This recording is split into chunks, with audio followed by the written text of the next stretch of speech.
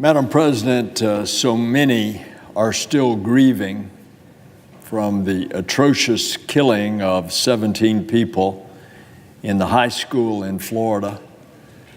Indeed, our entire state is grieving. Broward County is grieving.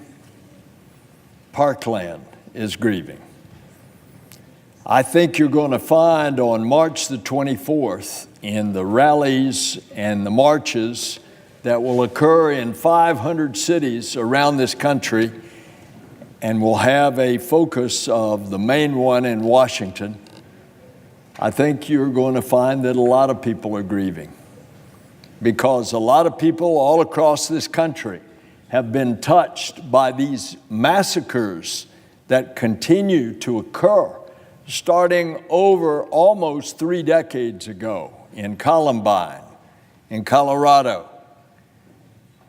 We've certainly had our fill of it in Florida just in the last 2 years. 49 people gunned down with an assault rifle, a Sig Sauer MCX, at the Pulse nightclub. Another assault pistol, gunning down 5 people in the Fort Lauderdale airport, and now an AR-15 gunning down 17, and he would have gotten a lot more had he been able to open the 3rd-story window overlooking the courtyard from a perch as the students fled across the courtyard to get out of the schoolyard. He couldn't get the window open. He tried to shoot it open, but it was hurricane-proof glass, and it only shattered. It didn't break.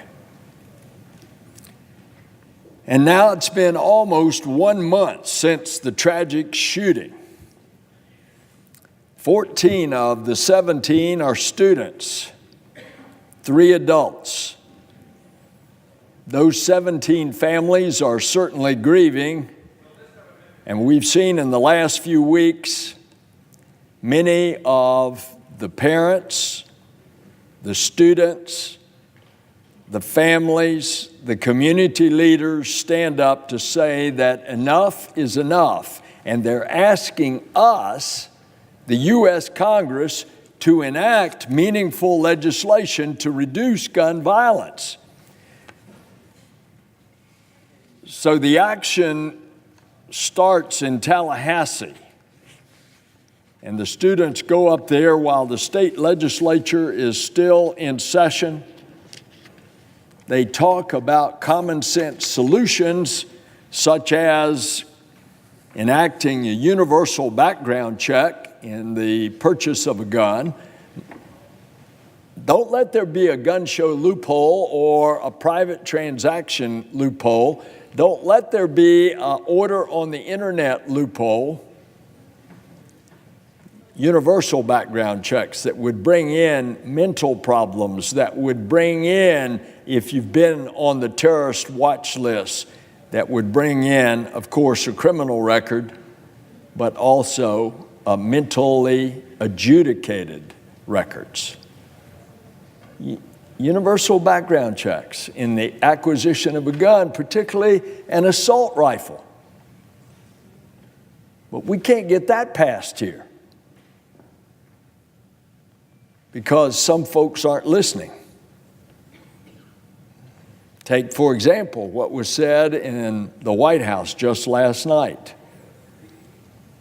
Giving in to the will of the NRA, it announced that it would provide federal funding for firearms training for teachers and other school personnel.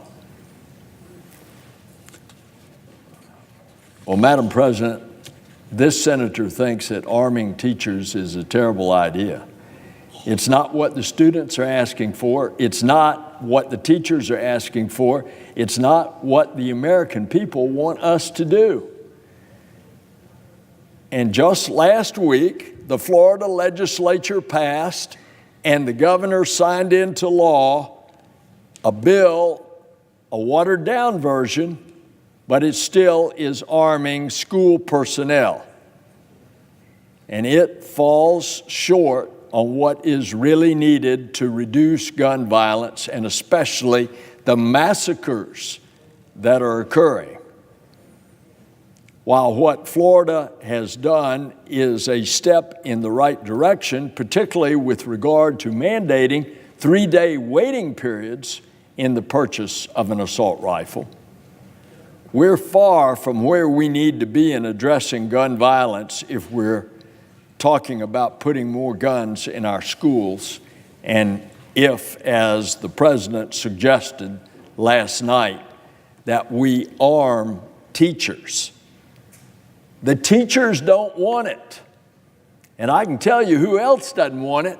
The SWAT teams that have to storm the building looking for the shooter, they don't want to encounter a teacher with a gun and mistakenly think that's the shooter. It's common sense. What studies do the supporters of this idea cite, suggesting that arming teachers will reduce gun violence at schools? And why even propose the solution before seeing what policy proposals a new federal commission that has now been developed, a commission on school safety, why don't we at least see what they're proposing? No, what this is to sell more guns, and to sell more guns by arming teachers. Well, of course, I've spoken to many teachers, students, families. I haven't found one person that wants teachers to be armed, including the teachers themselves. There's near universal agreement that arming teachers is a terrible idea. And yet, such an idea continues to direct Congress' attention away from the obvious and common sense solutions supported by most Americans, which is universal background checks and get the assault rifles and the banana clips that have 30 rounds, get it off the streets. Now, I've supported several bipartisan bills, some with my colleague from Florida, Senator Rubio, that address these background check issues and seek to make sure that our schools have the resources to keep our students safe. Senator Rubio and I announced last week that if there are red flags, they need to be brought to the attention of law enforcement. And we're offering in our bill a federal incentive program to the states to get those red flags about a problem person to the authorities before it's too late. But ideas like arming teachers, putting more guns in our school, they're just plain dangerous. Mr. President, I know you've backed off of certain things because the NRA wanted you to, and I know you are now proposing arming teachers.